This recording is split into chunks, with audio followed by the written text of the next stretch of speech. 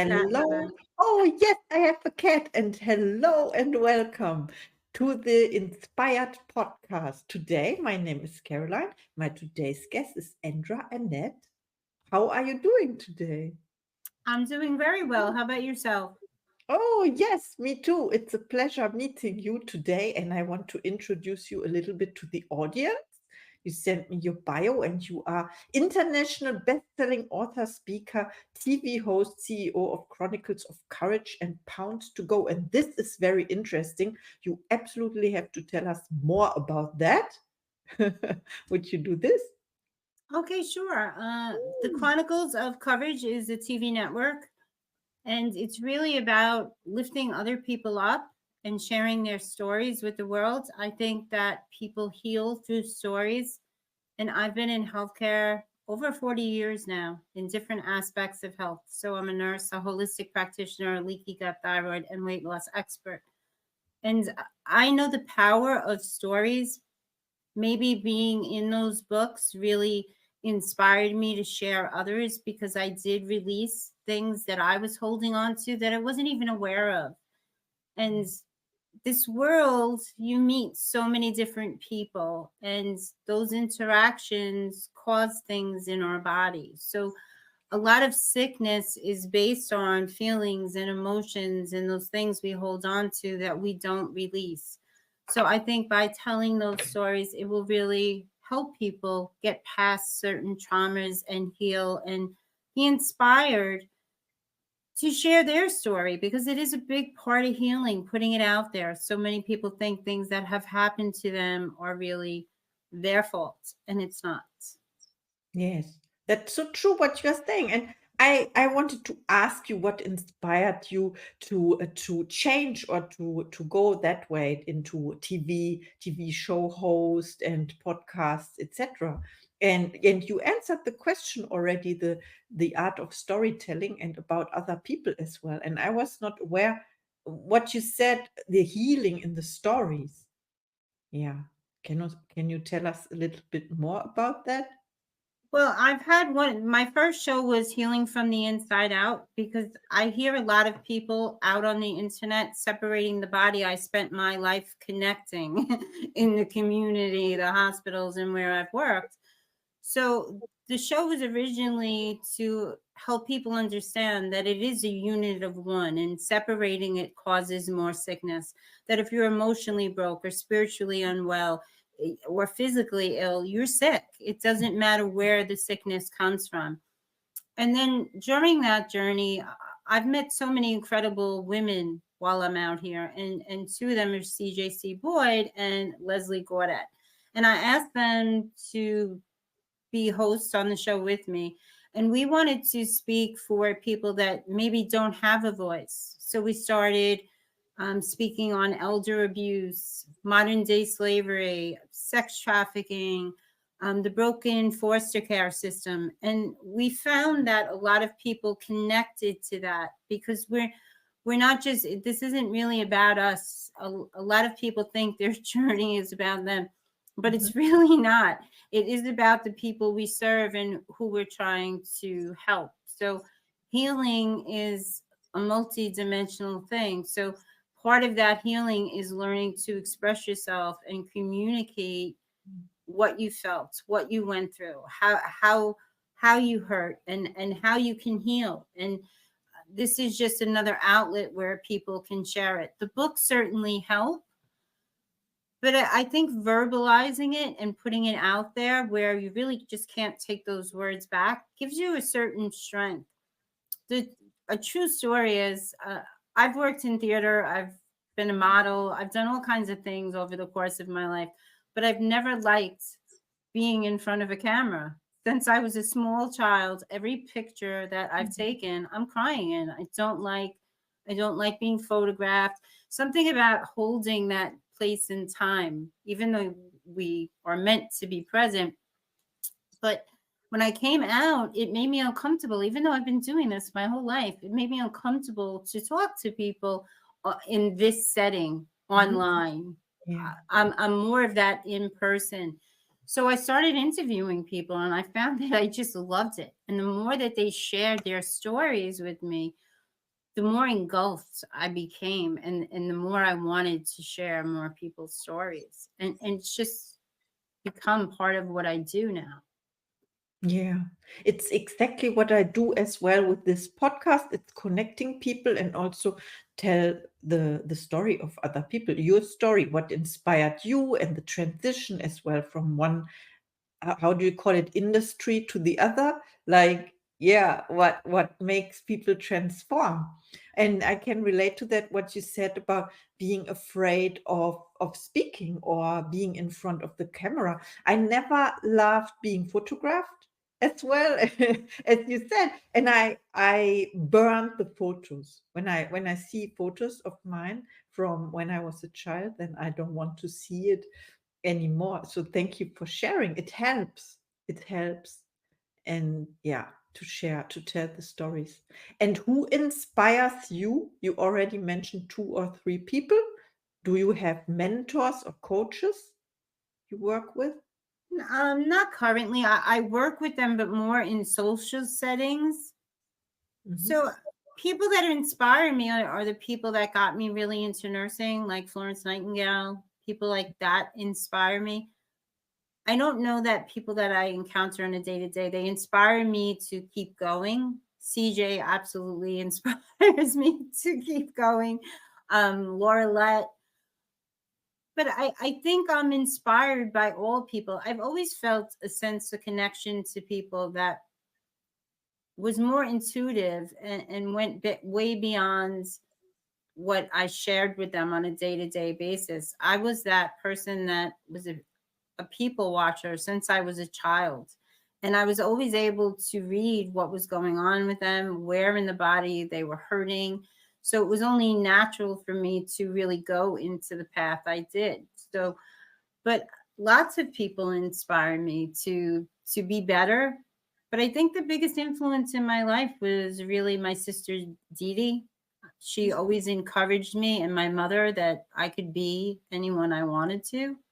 They're not with us today, but they've left such an indelible mark in my life that they are the people that really inspired me on this journey.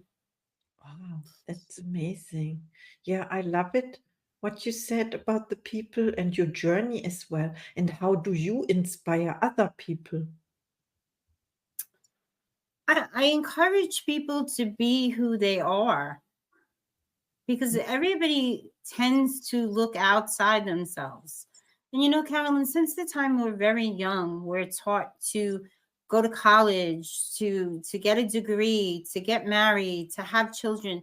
We're always taught to have extensions of ourselves to be more valued in this world. And we don't need to have extensions of ourselves. Being ourselves is all we need to be.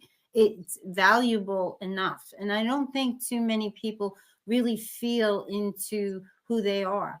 I certainly always didn't. And I know the difference in my life when I wasn't self confident in my ability, and the difference when I made that change and I started believing that I did have the power to achieve anything I wanted.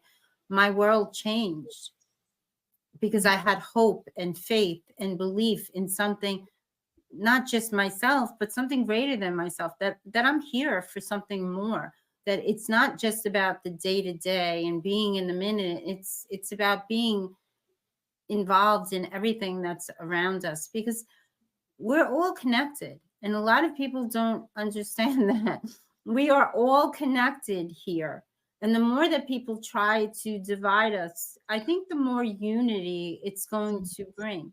I think people are starting to see that division is really not the way to lift each other up.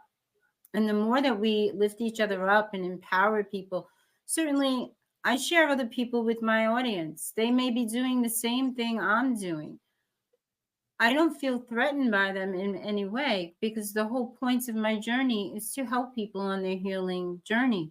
So if someone that I bring in my audience is a better fit for them, as long as that person gets the help they need, isn't that really the point? So it's not always about us. And when we start to make it about us, we really miss the point of the path that we're on. Yes. Absolutely. Yes, it's about serving and helping other people. And because what we give, we receive as well, not from the same person, but from universe, from God. Of course, we are provided. And I love that very much what you said. So what are your gifts and talents? I think my biggest superpower is that I can really read what people say. Mhm. Not so much the verbal, but the physical. I've always been able to tune into people's body. And I didn't like it as a child. Mhm. I didn't like it at all. But I could feel when people were in pain or something was wrong or off in their body. And I used to try to turn it off, and it serves me better to tune into it because it really helped me over the course of my career. I remember telling doctors that something was wrong, and they were like, "Where do you get this stuff from?" And they were surprised that I was right on point, that they would find exactly what I said was there. And I said, "Well, I just have to trust myself." Yes. So I think that's really my superpower. My gifts is just inspiring others. I think believing in people. I think in our lives we have times where no one believes in us and no one holds space for us, Yes. and we don't feel valued. And I think that we can continue to feel that way, or we can turn that around and help others feel that way, because we do know how it felt. And we want to serve in a different way. We want to be what we see in this world. Certainly there were a lot of times in my life that I didn't feel valued and I didn't feel I had worth. And other people, perfect strangers, gave me the courage to go on and inspired me and believed in me. So I think we need to pay that forward. Yes. Can you do this with me right now? You said you can read people. We didn't meet before, like in that way. I can read what's going on in people's bodies, if things are off, if there's sickness and stuff like that. But I also do a physical assessment with them as well, family history and things like that. So it's not that I just look at you and say, "Oh, Carolyn, you're having trouble in your abdomen," but I can sense when something's off. And the more I talk to them, the more I pull it out of them, because people say things verbally, but their Mhm. body says something very different. And I only see you from the neck up. So Mhm. your lower body might be saying something totally different. But a lot of times people will cross their hands and you think that they're comfortable with you and your presence because you're attempting to, but they're telling you they're closed off and they're not comfortable with the situation at all. And you do have to value that and step back and give them that space and those boundaries and hold space for them until they are comfortable for you. But there are a lot of times people will tell you, some people are stoic and they Mhm. don't express pain, but they may be guarding a certain part of their body. So I always picked up on those things. Yeah. Wow, I understand. Okay. Yeah, this is amazing.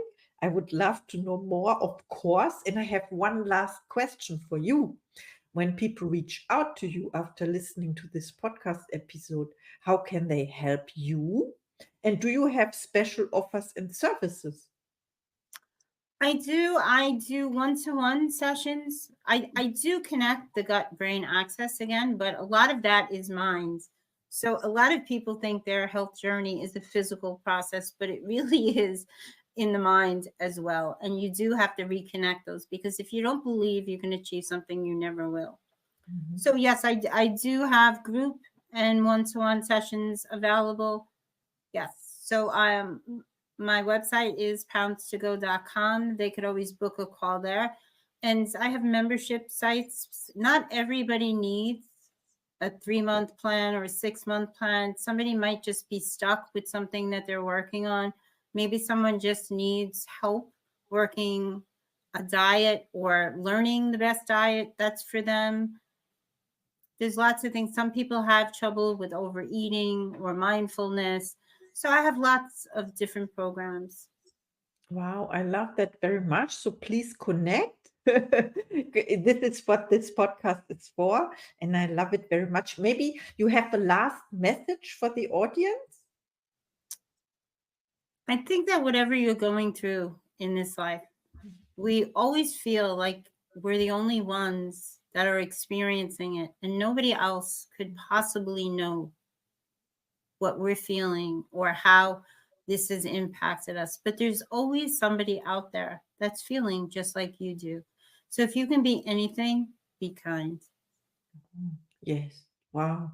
What a powerful message to end this podcast interview. Thank you so much. It was amazing. And see you in the next episode.